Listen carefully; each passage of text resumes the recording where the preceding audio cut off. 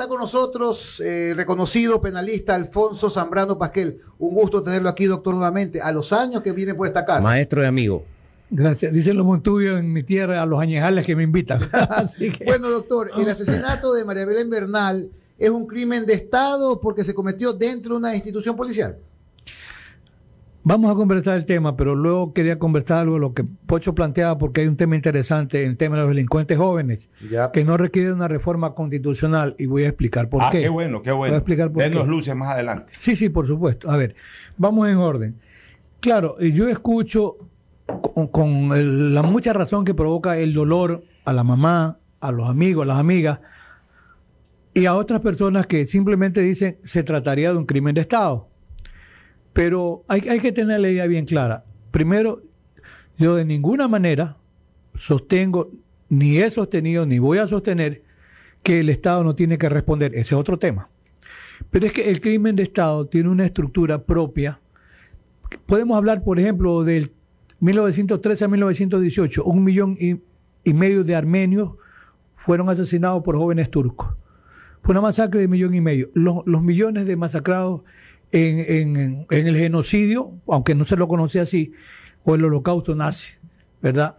Y luego hay otros actos en los tiempos que se viven, por ejemplo, la desaparición forzada de ejecuciones sumarias, y desde, por ejemplo, gobiernos o dictaduras militares de Argentina y Chile, que producían incluso el crimen de desaparición, etcétera. Incluso en Colombia está en discusión esos falsos positivos que el gobierno presenta para ejecutar sumariamente a personas sí que son terroristas, que son guerrilleros, que son narcotraficantes, etcétera.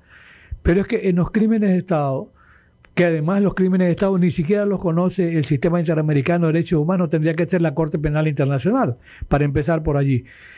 Pero es que el crimen de Estado tiene una estructura que no está definido en un código del crimen de Estado. Es una construcción que viene desde el ámbito de la criminología y de la sociología criminal. Y más o menos va en esta línea para ser muy, muy rápido y claro. El crimen de Estado es una estructura que responde, y si es crimen de Estado, a una estructura de propio Estado, a una estructura criminal de delincuencia organizada. ¿Para qué?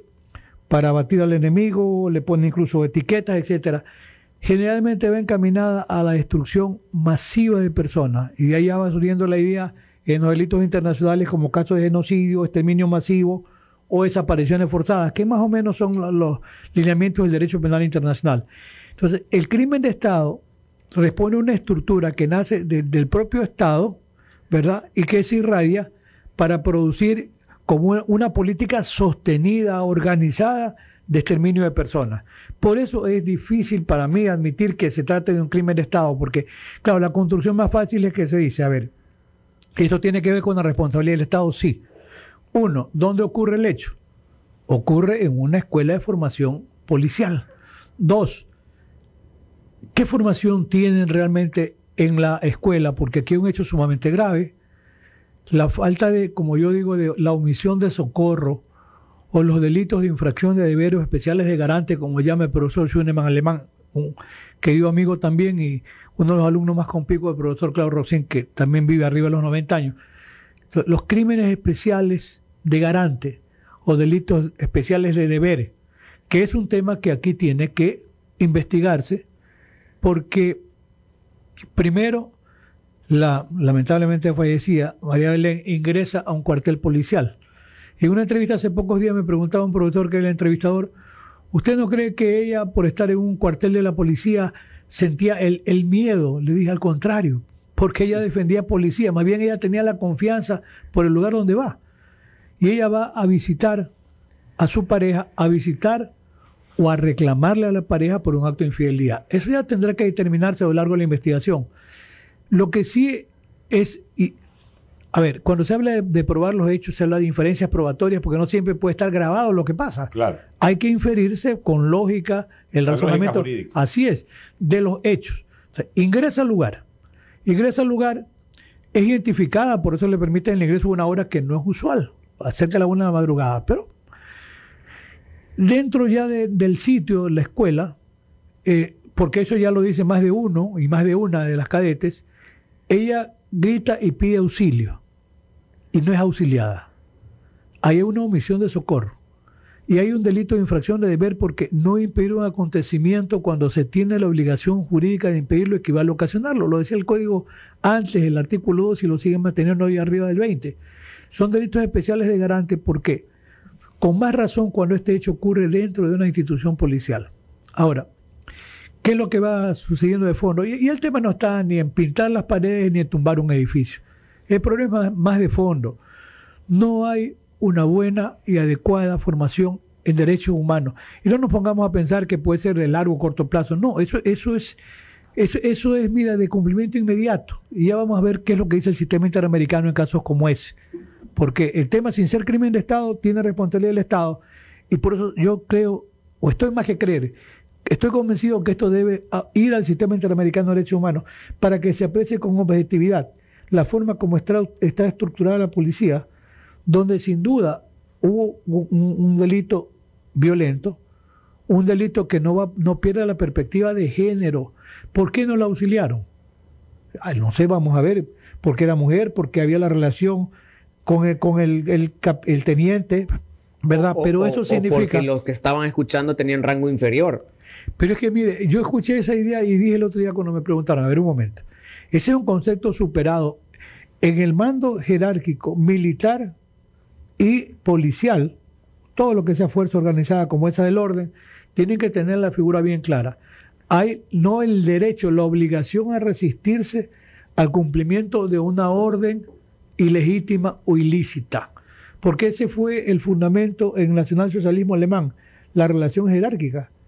Pero cuando ya hubo el procesamiento, por ejemplo, en una dictadura militar argentina, los mandos inferiores tenían que responder porque estaban cometiendo delitos. Claro, se dictó la ley de punto final de obediencia debida, pero finalmente la Corte Nacional en la época de mi amigo Raúl Zaffaroni la declaró también inconstitucional. Entonces, sí hay responsabilidad del Estado, sin ser crimen de Estado. Tocayo, tengo un par de inquietudes para que luego desarrolle también Carlos con sus cuestionamientos o preguntas con mucho condumio jurídico. Yo tengo dos inquietudes que quiero absolverlas. Primero, dejar bien remarcada la diferencia de responsabilidad de Estado con crimen de Estado. Por lo que usted está explicando, yo lo tengo claro. Crimen de Estado es cuando se ejecuta un acto posiblemente execrable o un acto absolutamente ilícito con las connotaciones de crimen y que responden a una directriz emanada por el gobierno que es el administrador del Estado. Ahí podemos hablar de crimen de Estado, por ejemplo, se manda a matar gente, ya una posición directa del gobierno, una orden superior de gobierno, cosa que por supuesto aquí y en prácticamente ninguna de las cosas que ha ocurrido en los últimos 50 años han sido emanadas del gobierno. Quizás lo de Abdo Calderón más o menos se pudo terminar estipulando como un crimen de Estado porque hubo la responsabilidad de un ministro de gobierno que directamente ordenó el crimen de Abdón Calderón Muñoz. Ese sería el único crimen de Estado que yo recuerde en los últimos años. Ahora, lo otro, responsabilidad del Estado, es cuando agentes del Estado, de manera unilateral y totalmente en sentido contrario a cualquier disposición gubernamental, cometen un acto de esta naturaleza en donde por el hecho de ser agentes del Estado o en escenarios del Estado se produce el hecho, pero no bajo determinación del gobierno, que es el administrador del Estado, ahí se puede aplicar el concepto de que el Estado es responsable, más no autor del crimen. Claro, y recuerde que históricamente y equivocadamente, por ejemplo, en la desaparición de los hermanos Restrepo, crimen de Estado, se dijo, no, es verdad. No, dijeron, el Estado es responsable. ¿Y aquí por qué? Porque lo que anotaba, y voy en esa línea, la malformación de la escuela de formación de policías, la malformación. Los fines de semana un general lleva y miente llevándolos a jugar pelotas, se emborrachan, llega borracho, pide auxilio, no hay un acto de solidaridad. Y esto que decía el profesor de Tomaso, que así la relación jerárquica, pero es que estaban ante un hecho cierto. Yo digo que hay que marcar la línea de tiempo, ingresa y sabían que ingresa la cónyuge del teniente. Y después escuchan a los pocos minutos que pide auxilio. Allí estaban o no obligados a impedir el acontecimiento, estaban obligados porque está dentro de una escuela de policía. Y el tema, mire, hay una línea delgada porque también he escuchado, y me han preguntado en algunos, más de un foro, ¿qué pasa? Porque hay oficiales de línea y hay cadetes o aspirantes. Prima facie podemos decir que quienes estamos aquí no estamos en principio obligados legalmente a impedir un acontecimiento, más allá de la solidaridad humana, ya, por las circunstancias del hecho. Pero aquí, primero, inequívocamente, el personal uniformado que pertenece, es el de línea, incurre un delito de infracción de deber, primero. Pero yo reflexionando en estos días el tema de los aspirantes a cadete, o los cadetes aspirantes oficiales, hay una situación. Ellos durante el proceso de formación reciben o no. Claro que reciben formación incluso para prestar auxilio a víctimas. Entonces, ellos tienen una formación propia, aunque no tengan todavía la pala o el rango. Ya tienen un estado gradual que es cadete. Exacto. O sea, no es un ciudadano común y corriente, ya es un cadete, que es lo más básico, pero ya es un cadete. Yo Yo no sostengo sé si que ellos reciben, debieran... además, si son funcionarios ya, es decir, reciben ya un salario público. O un ¿o no? viático. Sí, ellos les pagan, ellos hacen servicios incluso de vigilancia, hacen labor de policía preventiva, porque ellos hacen trabajo de campo, como llaman, para recibir Yo también entrenamiento. creo que ahí hilando fino. Entonces, sí, yo pienso que la responsabilidad... Ahora, Tocayo, Ajá. quiero plantearle un escenario que lo hice al inicio del programa. Ya. Voy a reemplazar. Yo al inicio del programa puse como ejemplo un motel, motel. Ya. Pero voy a quitarlo de motel y voy a poner algo más práctico, más semejante a lo que ocurrió. Usted sabe que algunos cuarteles, no sé si esta escuela, pero algunos cuarteles tienen edificios residenciales en donde viven incluso oficiales de las Fuerzas Armadas u oficiales de la policía. O sea, ahí, por ejemplo, la base aérea acá de la Tarazana, ahí hay edificios residenciales en donde viven oficiales de las Fuerzas y cerca de Armadas. la PJ también aquí, ya hay edificios de departamentos. Bueno, digamos que en un departamento que a pesar de ser del Estado, pero de todas maneras está asignado a un oficial para que viva ahí, en ese momento ya pasa a ser un lugar privado, porque es el departamento es el lugar de residencia de ese oficial. Viene un oficial y mata a su mujer. Mata a su mujer. ¿No? Como ocurrió acá, discuten, le mete un cuchillo, le cae a golpiza y la mata. Ya, pues la está matando en el lugar en donde está residiendo. Ya, al lado puede haber otros oficiales que también están viviendo, pero están en su momento de descanso, en su momento de residencia, posiblemente están durmiendo, etcétera. Pueden haber existido gritos, a lo mejor no escucharon los gritos, etcétera. Si se da un escenario de eso, aunque sea dentro de un recinto militar y sea ejecutado el crimen por un oficial del Estado, ¿también hay responsabilidad del Estado o ahí en ese caso es un caso particular? A ver, dice un jurista alemán que vive, Gunther Jakob, dice, no todo es responsabilidad de todos. Es cierto. Es una gran expresión que tiene que ser desarrollada porque habla mucho de la teoría de los roles para poder imputar un resultado. Entonces, en el caso que plantea Alfonso Jar, a ver, puede que incluso esa instalación esté dentro de un recinto militar o policial. Y veamos las dos posibilidades. La una, que efectivamente escuchan los gritos, porque no solo es que escuchan la confrontación, que tampoco es que está propiamente auxilio. Me matan, Así, auxilio. si fuese el hecho en un edificio o dentro de una instalación, los que hayan escuchado y no hayan prestado el auxilio también deberán responder. Porque el policía es policía a las 24 horas, 24, 7, 30, 365. Entonces, está formado para proteger la seguridad, los bienes y la vida de terceros. Así sea que vive en la Chemis y escucha un grito del vecino Pocho, a las 12 de la noche. Son funciones propias. Hemos visto imágenes de policías vestidos de civil que justo estaban asaltando una tienda y el policía que estaba de civil saca su arma, dispara. Sigue siendo pero policía. es que mi pregunta tiene una finalidad, doctor. El hecho de que a lo mejor en su casa él puede decir no escuché y hay que creerle si dice no escuché porque estaba profundamente dormido en mi tiempo de descanso. Sí. Pero en un cuartel o en una escuela se supone que se está de guardia.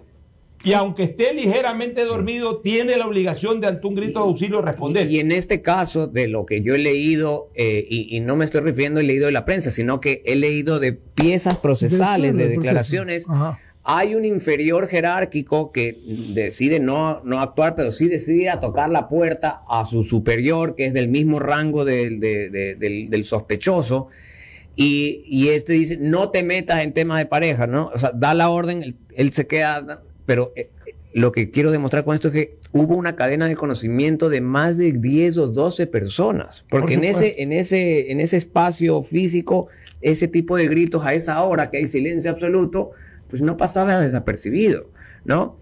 Y ahí hay, pues, al menos claramente 100% los que son oficiales eran garantes del Estado del cumplimiento de la Convención de Belén de Pará, ¿no es cierto? Sí. 100%. Y los aspirantes, yo también estoy un poco en la línea con el doctor, no son cualquier persona. Son cadetes, ya tienen un grado mínimo básico, pero tienen un grado. Preparación. Y ¿no? Están obligados a intervenir. Y al menos ellos omiten en el delito, hay un delito que es de no denuncia, ¿no? También la omisión de denuncia, donde hay una situación sumamente grave. ¿Por qué? No solamente ellos. Es que un general, que a él lo dejan todavía pasar, está suave, se la ha llevado suave. Un general de la policía, que es el director de investigación criminal, se hizo presente en el lugar, pero al parecer tenía amistad con el teniente. Ve la escena, ve revuelto, ve máculas. Todos los hechos posteriores, doctor, son oscuros, claro, con aroma de impunidad, espíritu de cuerpo. Sí, pero ojo. Incluso la denuncia que presenta el femicida no la presenta en la fiscalía, sino en un órgano, en otro órgano de investigación de la policía. Como la INASEP, sí, de la policía. ¿No es cierto? Pero es que, ojo, el director de investigación, el director de esa unidad, es quien se hace presente en el lugar, y cuando ve las máculas y ve todo revuelto y no aparece la abogada y se sabía que había entrado, tenía que, bueno, para eso sirve, como bien decía Pocho Jar, tiene que utilizar la lógica racional para decir, a ver, puedo no presumir, soy el general, ¿verdad? Ante eso, ¿había o no indicios de que se trataba de un delito flagrante, doctor, y el propio general debió haber ordenado que se lo detenga? Me acordé lo que le dijo el general Carrillo aquí al Pocho, decía, bastaba una llamada al 911, por Dios, imagínese. ¿No? Eso, como en la perdona barbaridad de quien aparece de seguridad que no sabe nada, que dice que son los movimientos feministas que quieren desestabilizar al gobierno. Ahora, doctor, esta omisión, olvidémonos ahorita ya de la responsabilidad del Estado, vámonos a lo penal. La omisión de los oficiales que escucharon los gritos de auxilio y no hicieron, ¿les da la calidad de autoría? Claro, directa. Es que, miren, el tema de la participación puede haber el autor directo de propia mano, como también se dice, puede haber los autores también, puede haber coautoría. Y aquí el planteamiento es si puede haber una coautoría de comisión por omisión. Pero el COIP habla de autoría directa en casos de personas obligadas a evitar un delito y que no lo hacen. Claro, por supuesto. Es autoría directa. Ya debería estar, ya deberían estar en el proceso. Cuando hubo la reformulación de cargos, ya deberían de estar algunos integrantes de esa escuela que se comprobó de que, incluso que declararon que escucharon gritos, ya deberían estar vinculados. Sin duda, pero mire, el escenario, como se presenta hasta ahora y el proceso recién empieza, hay para no perder la línea también, ¿por qué responsabilidad del Estado? Porque hay responsabilidad directa y responsabilidad indirecta. La segunda, que se llama también objetiva, es por lo que hacen sus subalternos. Y la responsabilidad directa proviene cuando el Estado no tiene una estructura adecuada en el funcionamiento de sus diferentes agencias. Por ejemplo, no hay una formación en derechos humanos, no la hay, porque si la hubieran actuado, o si la tiene, es más grave. Porque alguna vez, y ahora se quiere maquillar otra vez la idea que mujeres manejen la escuela de formación. Una generala, la generala Tanya Varela, incluso se creó una cartilla de derechos humanos que no sé qué la hacen, que la tienen o no sirvió para nada. Es decir, usted no tiene solamente que crear, esto es como el efecto que decía Hassemer, el efecto simbólico, el derecho penal simbólico. Creamos una cartilla, sí, pero ojo, mire, hay que tomar en cuenta, 2009, ya el caso Algodonero versus México de la Corte Interamericana de Derechos Humanos es el caso emblemático donde por primera ocasión se habla de delitos de violencia de género. Porque recuerda que usted en los años 90, 95, por ahí, se hablaba de la cantidad de mujeres que eran masacradas en el estado de Chiapas, en Ciudad Juárez.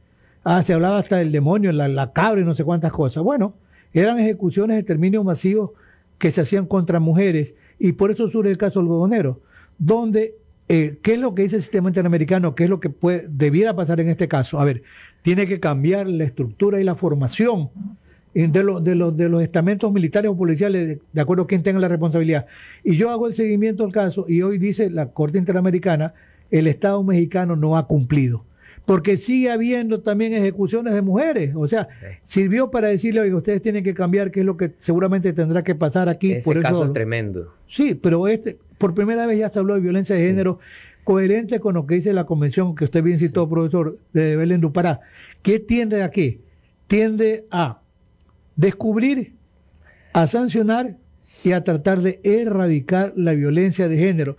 La violencia lamentablemente la ha habido, pero nosotros tenemos la ley de la violencia, me parece que el año 94, se queda la comisaría de la mujer. No es que no había violencia, pero estaba invisibilizada, usted no la veía, ahora ya es visible. Y entonces hacen bien los movimientos de mujeres que reclaman, sí, porque lamentablemente hay también una victimización por concepto de género que no es una construcción tan sencilla. Tenemos que admitir que vivimos una sociedad machista donde el patriarcado, ¿qué es lo que refleja, por ejemplo, en esta actitud de la policía de omitir? Es un régimen de patriarcado que es ancestral. No te metas, pelean marido y mujeres. No solo por la relación jerárquica, la subordinación, sino porque hay malas costumbres que nuestra sociedad las tiene realizadas. Sabían que él estaba con había ingerido licor, ¿no? Es decir, y dejaron entrar a la señora, ¿verdad? Probablemente creyendo que no iba a pasar más allá del reclamo, porque cuando se produce un reclamo en situaciones, por ejemplo, de infidelidad cierta o no, allí hay una victimización de género ante el reclamo que le hace la mujer al hombre, que podría ser uno de los temas que tendrá que investigarse a lo largo del proceso. Pero yo creo que la figura es clara en cuanto a la responsabilidad de comisión por omisión. Ahora, Pocho, y esto no solamente es tema interamericano. La Constitución del Ecuador, en el artículo 11, numeral 9, establece el principio de responsabilidad extracontractual, ¿sí? De que el Estado responde por violaciones de derechos por cualquier acción u omisión de agentes del Estado. Es un principio que está ahí. Y luego incluso ordena la repetición. En la repetición sí se mira la culpabilidad ya del funcionario, ¿no? Si fue negligencia, qué tipo de negligencia, no. Pero el hecho de la víctima es simplemente si fue causado por acción o omisión de agentes del Estado, hay responsabilidad del Estado. Y así de claro es la jurisprudencia interamericana y la norma constitucional. Y agréguele algo más. Esto debe ser o no considerado como una grave violación a derechos humanos, que es un concepto que se desarrolla más allá de los temas de genocidio, de los crímenes de Estado. Mire, Almonacid Arellano, el año 2005, versus Chile. Él era un instructor de las Fuerzas Armadas, por su formación política lo hicieron desaparecer y Chile no investigaba. Y después con los años dijeron, ya prescribió. Entonces ahí surge el precedente de Almonacid Arellano versus Chile, donde dice la Corte Interamericana, las graves violaciones de derechos humanos son imprescriptibles. Y para el caso de Ecuador también, porque tenemos nosotros una cifra negra en el sistema interamericano, negra pero que sí existe, el caso Zambrano Vélez y otros del año 2009. Hay operativos policiales y militares y se ejecuta a 3 personas, se dice que eran rateros conocidos, etcétera, y no hay ninguna investigación en la forma como fueron ejecutados sumariamente. Almonacid Arellano en la Corte Interamericana dice, primero, lo que se dice que fue un enfrentamiento en acto de legítima defensa no está probado. En segundo lugar, que tengan un antecedente no les permite ser ejecutados sumariamente. Y dice, estos delitos son imprescriptibles e identifica a quienes deben ser procesados, de manera que hay muchos temas por delante. Estamos conversando con el reconocido penalista Alfonso Zambrano Pasquel. Doctor, ¿usted estaría de acuerdo, dadas ya las circunstancias que estamos mirando, incluso hasta hay boletín de las Naciones Unidas, boletín de la Comisión Interamericana, casi ya dicen, esto hay responsabilidad? ¿Usted estaría de acuerdo en que el Estado de una vez toque la puerta de la comisión y vamos a un arreglo amistoso de reparación para evitarle más revictimización a esa familia y tomar las medidas de reparación? Bueno, yo había pensado en su misma línea, profesor Tomaso, pero aprecie lo siguiente. A ver, en el caso de los hermanos Restrepo, sin haber sido un crimen de Estado, o no se lo aceptó jamás así, una comisión internacional dijo, el Estado tiene que responder por la mala actuación del coronel y los demás policías. Responder es responsable. Sí, claro. Responsabilidad objetiva, si quiere. Y el Estado llegó a un acuerdo reparatorio, que es lo que de alguna manera le satisfacía, porque se dice verdad, justicia y reparación, más o menos son las ideas en este tema. Ahora, en el asunto de la profesora Consuelo Benavides, ¿ya?, que fue ejecutada sumariamente por un comando de la Marina, no por el Estado, un comando de la Marina, la enterró en Esmeralda. El Estado también llegó a un acuerdo reparatorio. Cuando ya la comisión termina la investigación y tiene que ver en la línea de su pregunta, la comisión es la que investiga. Cuando la comisión termina la investigación, invita le dice, aquí están los cargos. Y el Estado, en el caso, por ejemplo, de la profesora Consuelo Benavides, ahí sí fue al sistema interamericano y se allanó y llegó a un acuerdo reparatorio. En el caso de los hermanos Restrepo, no fue necesario el sistema interamericano. Yo he pensado también lo que usted plantea, profesor Tomás, y digo, a ver, pero es que el tema va más allá de ese asesinato perverso, ese homicidio perverso, porque el tema es la mala formación de la Claro, policía. que dentro del acuerdo tiene que estar las garantías de no repetición. Pero la no repetición tiene que ver mucho con la formación que tiene que tener la policía. Entonces, a ver, reglas claras, ¿verdad? Habría que ver, porque hay que recordar también que acudir a instancias internacionales es un mecanismo subsidiario, Sí. cuando no se dan las satisfacciones en lo interno. Entonces, le planteamos el escenario A, que el Estado diga efectivamente el Estado tiene que reconocer, no tenemos que ir a instancias internacionales porque el Estado tiene que responder por lo que hicieron estos malos servidores policiales. La justicia que se encargue de ellos, pero la verdad tiene que aceptar el Estado y el Estado tiene que responder.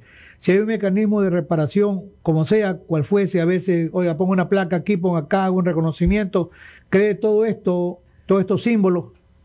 Si eso le satisface a la familia, ya no tendría que acudirse al sistema interamericano. Si la familia dice no es suficiente, entonces queda planteado, porque más el sistema interamericano Eso le es dice... independiente del proceso penal. Así es. Claro. Tocayo, mi última inquietud. Entremos a lo de la inimputabilidad, que a mí me gustaría conocer su académico criterio. De los menores. La Constitución habla de la inimputabilidad, o sea, la Constitución marca aquello y lo dice de manera tajante, y eso es obviamente lo que por norma suprema rige también lo prescrito en el Código Orgánico Integral Penal y todas las leyes concordantes. ¿Cómo se podría evitar una reforma constitucional para poder procesar a menores de edad en este tipo de crímenes execrables? Mira, hoy en España se debate el tema y se plantea el tema de la llamada sentencia indeterminada. ¿Qué significa eso? Que una persona la juzgan como imputable, estoy hablando de los mayores de edad, ya vamos a hablar de los menores y lo haremos rápidamente, se la juzga como mayor de edad y se la califica como imputable, se le impone una pena que es determinada, etcétera. ¿Qué pasa si al cumplimiento de la pena esa persona tiene que ser puesta en libertad? Pero es una bomba de tiempo, porque pensemos que es un asesino múltiple, un asesino serial, un violador múltiple, y se encuentran con la novedad que pasó aquí con Camargo y con Pedro Alonso López, lo ponemos libre y ¿quién garantiza que no va a volver a matar? Entonces, está surgiendo una teoría que don Luis Jiménez Azúa, para mí el más importante penalista de habla hispanoparlante, don Luis Jiménez Azúa, su tesis doctoral se llama Sentencia Indeterminada del año 1918, son 104 años. Él planteó ese criterio, pero como nadie le dio bola en esa época, él venía formado en Alemania con Franz von Liszt, se quedó el tema ahí. Hoy se actualiza, porque se dice, bueno, ¿qué hacemos? Lo dejamos libre, pero es una bomba de tiempo. El altísimo riesgo, potencial riesgo que siga matando. Y por eso hoy se está planteando la sentencia indeterminada. Yo he dicho, y sigo diciendo, hubo un error. Debió haberse considerado inimputable imponerle una medida de seguridad que podía ser el internamiento de por vida, como ha pasado con el estrangulador de Boston que murió en la cárcel, porque de esa manera quiere ir con libertad anticipada y ¿qué dicen los expertos? Oye, ¿usted puede asegurar que va a volver a matar? No, nadie puede decir eso. Se queda. La medida de seguridad tiene la característica de ser indeterminada. Y voy a extrapolar la idea al tema de la delincuencia juvenil. No se lo ha planteado. Es una idea que me viene surgiendo porque estoy pensando, a ver, el joven Hermosa de Ecuador, un asesino serial, ¿por qué asesinado no se sabe? Degollaba taxista, policía, problema de él, la mamá, la hermana, no se sabe. Pero era un asesino en serie de apenas 14 años. Ojo, en esa edad la precocidad criminal, 15, 20 años por ahí. Él cumple ese tiempo, era 4 años el máximo de medida de seguridad, internamiento, que es prisión en una cárcel de menores. Cumple la pena, o los 4 años de internamiento, él sale y sigue matando. Claro, porque era un asesino en serie, siendo menor de edad. La policía se creó, no sé, un enfrentamiento forzado y lo ejecutó. Porque ella siguió matando después que recuperó la libertad. Yo estoy pensando ahora qué pasa con el tema del fiscal Edgar Escobar, que fue mi alumno primero y luego fue compañero de docencia en la Universidad Católica. Nos veíamos en el parqueadero como el profesor Tomaso, saludábamos. Y yo he puesto, claro, como dice Pocho Jara, busca la delincuencia organizada a un delincuente joven. Y yo dije el otro día, mire, a estos jóvenes lo primero que habría que hacerle un examen toxicológico porque tienen una alta dependencia a drogas. Entonces ya pierden todo resquicio de miedo, están sobrepotenciados por la droga, etcétera. Y además, como es menor de edad el uno, seguramente el autor material que dispara, entonces dicen, oye, ahora podría estar hasta 8 años. Yo pienso que en el tema de la delincuencia juvenil hay que replantear el tema del delincuente joven con esa capacidad criminal, ¿no?, que podría ser irrecuperable o irreversible, al cual no le funcionan los 8 años. Y habría que pensar una medida de seguridad en el caso de delincuentes juveniles como esos, que no tienen vuelta, que no tienen posibilidad de los redes, no existe, que es una gran mentira. Mira, ese es un tema nuevo. pero que merece ser tomado en Pero consideración. ¿usted cree que es a nivel legislativo? Pero si usted dice, si usted reforma, porque hay un código de niñez y adolescencia, Sí. y si usted le agrega diciendo, en el caso que la inimputabilidad sea por razones de grave trastorno de personalidad, se le podrá imponer una medida de seguridad. Punto. Pero tendría que interpretar la Constitución para eso, doctor. Ahí debería haber un pronunciamiento de la Corte Constitucional. Podría que sí. Sí, pero mira, el 190... ¿Cómo reforma el Código de Adolescencia? O sea, va a haber demandas demandas de inconstitucionalidad, o el propio presidente antes de sancionar puede decir, aquí tengo duda constitucional, y manda un veto constitucional. Más bien damos vuelta a la ruta a efectos de que entre por una interpretación constitucional de la Corte, que ha interpretado lo del aborto, ha interpretado las yo estoy otras contigo cosas. en esa idea. Puede ser una consulta de normas. Una salida de interpretación de la norma. Claro, para decir, oiga, ¿qué pasa con este ventana planteamiento? de trastorno permanente? Claro, un trastorno de personalidad, el DSM-5, es irrecuperable o irreversible. ¿Qué hacemos? A los 8 años sale y va a seguir matando. Además que en la cárcel aprendió cosas que no sabía afuera. Y hay que recordar que el 195 de la Constitución dice, en el tema del ejercicio de la acción penal, porque hay un ejercicio de la acción penal para delincuencia juvenil, que hay que tomar en cuenta el interés público y los derechos de las víctimas. Ese es un punto clave importante, interesantísimo. Te digo, hasta hoy no se lo ha planteado, pero me parece que es justo también mirar por allí. Podríamos quedarnos horas hablando con el reconocido penalista Alfonso Zambrano Pasquel. El tiempo y los demás invitados nos atropellan, así que, doctor, ¿vendrá más seguido a estos estudios? Cuando ustedes me inviten, don Juan Javier, querido profesor de Tomaso, hay una dualidad con el profesor de Tomaso. Primero fue mi discípulo en clase. Y ahora es su compañero. No solo eso, fue mi maestro en constitucional. Y una anécdota, él manda una tarea, no, yo era muy... O sea, le mandaba a hacer deberes el profesor. No, claro, no. Mira, mi maestría, la única que tengo es en constitucional. Yo tengo 991 en constitucional. Con la primera maestría que hizo la Católica, la mejor que se ha hecho hasta ahora, sí, porque vinieron profesores mexicanos. Miguel Carbonell fue mi maestro y amigo, y seguimos con la amistad. El profesor de Tomás manda a hacer un trabajo. Y entonces dice, bueno, para que empiece a exponer, y yo era Z, pues no, me marca a mí primero. Y él dice, pongan 20 minutos. Y yo ya tenía como 25 minutos, yo le digo, pero profesor, disculpe, ya tengo 25 minutos, siga hablando nomás. Y después sé que la anécdota dijo, me ha pasado una cosa interesante. Alfonso Zambrano fue mi maestro, y hoy yo he sido maestro de Alfonso Zambrano. ¿Es verdad? Allá entre maestros. Querido tocayo. Muchísimas gracias, doctor.